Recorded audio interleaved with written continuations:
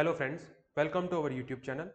10th नवंबर 2020 के MCQs हमारे पास रेडी है, तो चलिए स्टार्ट करते हैं। Question number 1, which of the following statement is or are correct about Namami Gange project? First, it is an umbrella project which integrates previous and currently ongoing initiatives for Ganga conservation. Second, it is being implemented by National Mission for Clean Ganga. Third, afforestation is one of the main pillars of this program. तो चलिए देखते हैं correct answer क्या होगा। Correct answer is D 1, 2, 3, तीनों statement correct है। ये जो पर्टिकुलर प्रोजेक्ट है उसके अंदर अभी गंगा कंजर्वेशन के लिए जितने भी ऑन गोइंग इनिशिएटिव्स है उन सभी को इंटीग्रेट किया जा रहा है। So it is an umbrella programme, ये करेक्ट है।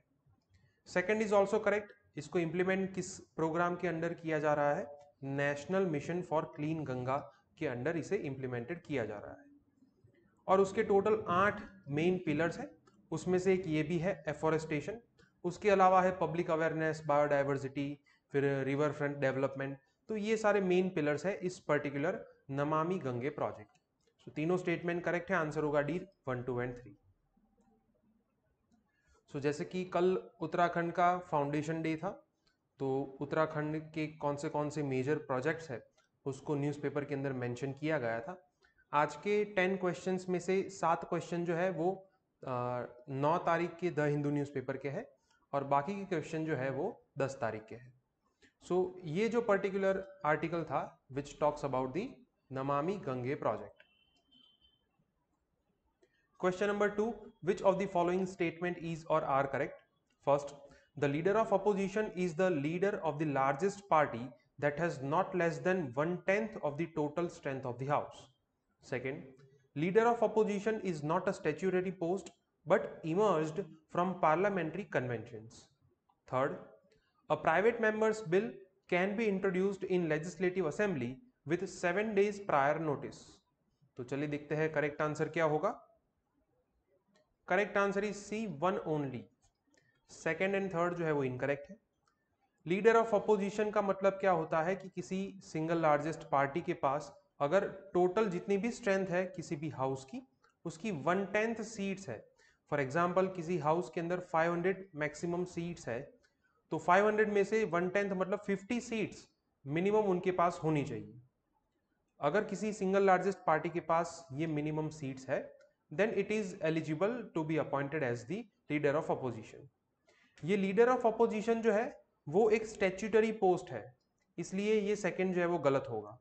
लीडर ऑफ अपोजिशन के लिए पार्लियामेंट ने 1977 में कानून बनाया था और उस कानून के तहत ये पोस्ट जो है वो इंट्रोड्यूस की गई थी, तो इस वजह से सेकंड जो है वो इनकरेक्ट है।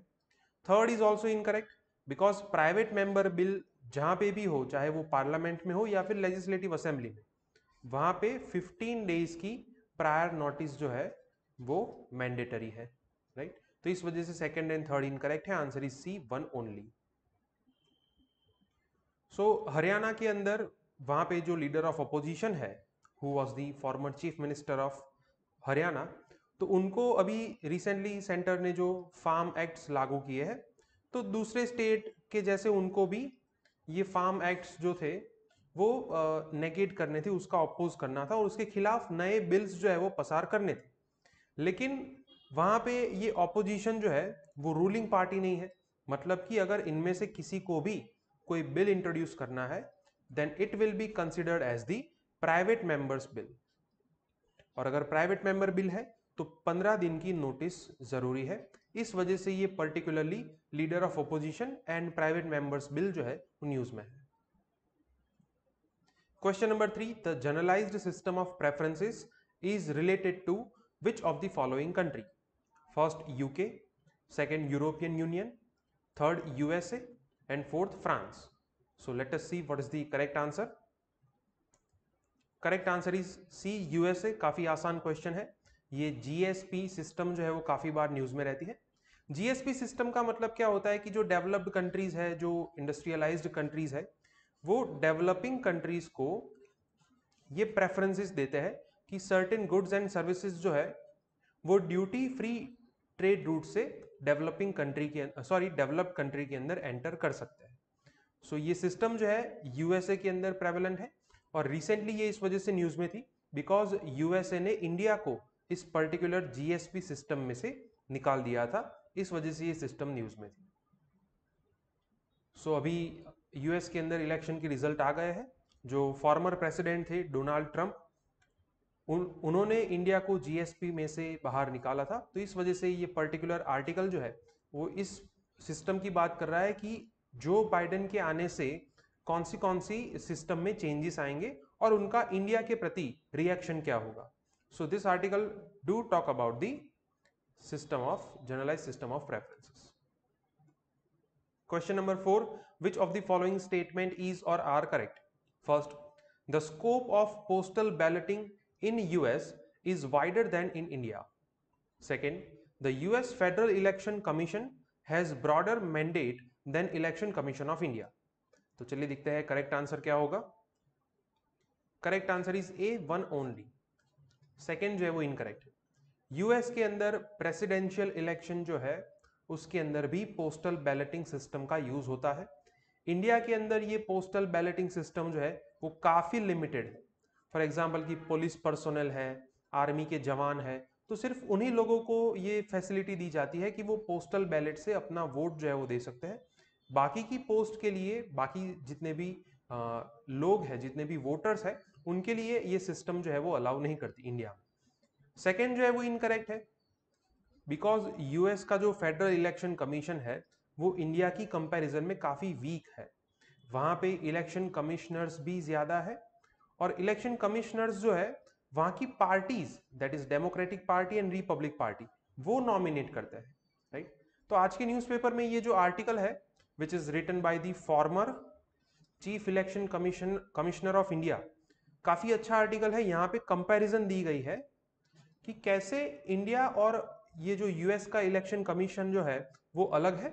एंड इस पर्टिकुलर आर्टिकल में ये साबित भी किया गया है कि कैसे हमारा इलेक्शन कमीशन जो है वो वहां से ज्यादा स्ट्रांग है, क्योंकि वहां पे अभी जो इलेक्शन के रिजल्ट आए तो उस टाइम पे काफी सारे इलेक्शन कमिश्नर्स ऐसे थे कि जिन्होंने रिजाइन कर दिया। तो इस वजह से इसकी काफी एफिशिएंसी जो थी वो क्वेश्चन में थी।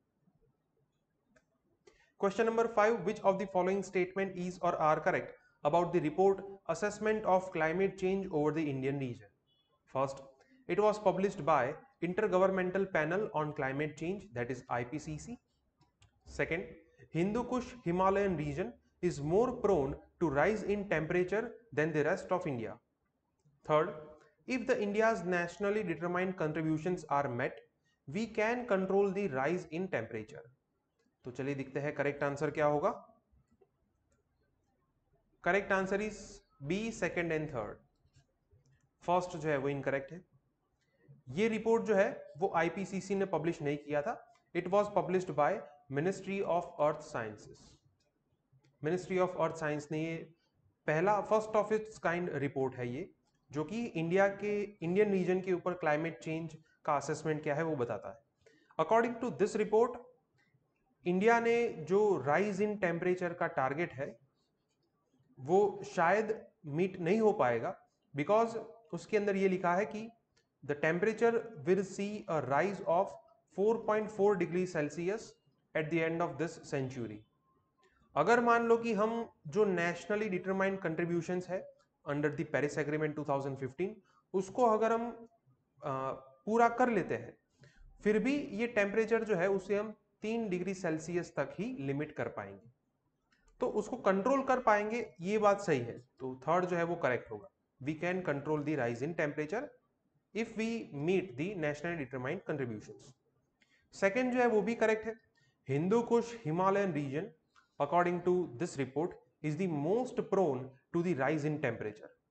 ये जो नॉर्मल एवरेज है पूरे कंट्री की 4.4 डिग्री सेल्सियस, वो हिंदू कुश हिमालयन रीजन के अंदर ग्रेटर देन 5 डिग्री सेल्सियस हो जाती है। तो इस वजह से ये रीजन जो है it is more prone to the rise in temperature. So दोनों स्टेटमेंट करेक्ट है, answer is B, second and third. So आज के ये 9 तारीख का न्यूज़पेपर है, उसके अंदर काफी अच्छा आर्टिकल है जो कि राज्यसभा के मेंबर ऑफ पार्लियामेंट जो है उन्होंने लिखा है कि कैसे recently ministry of earth science ने ये रिपोर्ट जो है वो पब्लिश किया था and it should be open to the larger debate कि हम किस तरीके से क्लाइमेट चेंज के इश्यू को डील कर सकते हैं। और यहाँ पे इंट्रोडक्शन काफ़ी अच्छा है कि जैसे हिस्ट्री को डिवाइड किया जाता है BCE and CE, that is before common era and common era, उस तरीके से अभी की सिचुएशन जो है उसे भी इसी तरीके से BCE एंड CE के अंदर क्लासिफाइड करना चाहिए, जैसे कि बिफोर कोविड-19 एपिडेमिक एंड आफ्टर कोविड-19 एपिडेमिक। और आफ्टर कोविड-19 एपिडेमिक हमें climate change and carbon neutrality के ऊपर ज्यादा फोकस करना पड़ेगा। We should make efforts to ensure that G in the GDP should not be gross but should be green domestic product. Question number 6, which of the following statement is or are incorrect? First, carbon neutrality is achieved when a country's emissions are balanced by absorption and removal of greenhouse gases from the atmosphere. Second, carbon dioxide has the highest global warming potential among all. तो चलिए देखते हैं correct answer क्या होगा। Correct answer is B, second only. First जो है वो incorrect, sorry incorrect पूछा है तो सेकेंड इनकरेक्ट है, first is correct. Carbon neutrality किसे कहते हैं कि किसी भी कंट्री के अंदर जो ग्रीन हाउस गैस का एमिशन है, अगर उसका एमिशन लेवल 100 है तो एब्जॉर्प्शन एंड रिमूवल लेवल भी 100 होना चाहिए। तो इससे नेट कार्बन एमिशन कितना होगा, 0, और इस सिचुएशन को क्या कहते हैं, कार्बन न्यूट्रलिटी कहते हैं। सेकेंड जो है वो इनकरेक्ट इसलिए है बिकॉज काफी सारे ऐसे गैसेस है कि जिसमें कार्बन डाइऑक्साइड से भी ज्यादा ग्लोबल वार्मिंग का पोटेंशियल है। जैसे कि इस पर्टिकुलर न्यूज आर्टिकल की बात करें तो यहाँ पे हाइड्रोफ्लोरोकार्बन की बात की जा रही है। Now the HFCs, that is hydrofluorocarbons, have 1000 times more potential than the carbon dioxide in terms of global warming. तो इस वजह से ये सेकंड स्टेटमेंट जो है वो इनकरेक्ट होगा। Answer is B, second only, because हमें इनकरेक्ट पूछा है।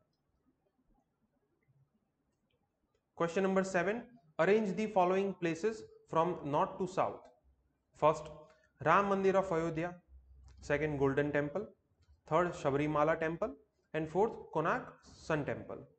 तो चलिए देखते हैं करेक्ट ऑर्डर क्या होगा। Correct order is 2 1 4 3। सबसे पहले गोल्डन टेम्पल होगा, पंजाब के अंदर है, which is the north east among all. उसके बाद होगा अयोध्या का राम टेम्पल जो कि उत्तर प्रदेश में बनाया जा रहा है। फिर उसके बाद है कोणार्क का सन टेम्पल जो कि ओडिशा के अंदर है, एंड देन सबरीमाला जो कि केरला में है। तो इस वजह से आंसर होगा A, 2 1 4 3। Kerala government issues advisory on crowding at Sabarimala, और सबरीमाला टेम्पल जो है वहां पे वुमेन के एंट्री की वजह से काफी न्यूज में रहता है। Question number 8, a pharmaceutical company recently announced a vaccine for COVID-19 which is 90% effective, belongs to dash. Option A UK, option B India, option C US and option D China.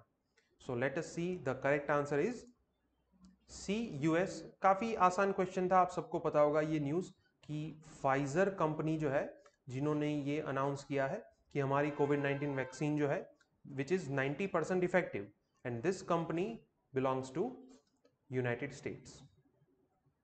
सो आज के newspaper में ये article है, कोविड-19 vaccine could be 90% effective, claims Pfizer, और इसकी वजह से काफी सारे पॉजिटिव आउटकम्स, पॉजिटिव न्यूज भी देखने को मिल रहे हैं। Question number 9, which of the following statement is or are correct about central bureau of investigation CBI? First, it has its genesis in the World War II.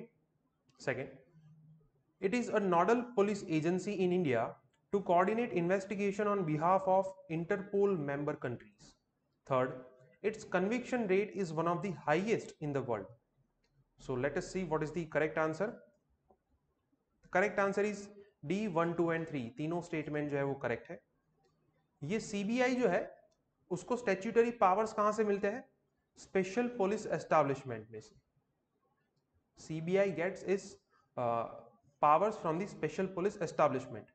ये special police establishment जो है वो 1941 में बनाया गया था इंडिया में। India के अंदर जो वर्ल्ड वॉर को लेके प्रोक्योरमेंट्स किए जा रहे थे तो वहां पे ब्राइबरी एंड करप्शन के काफी सारे एलिगेशंस लग रहे थे। तो इसके चलते ब्रिटिश गवर्नमेंट ने इंडिया में ये स्पेशल पुलिस एस्टैब्लिशमेंट जो है वो एस्टैब्लिश किया था। So it has its genesis in the world war second.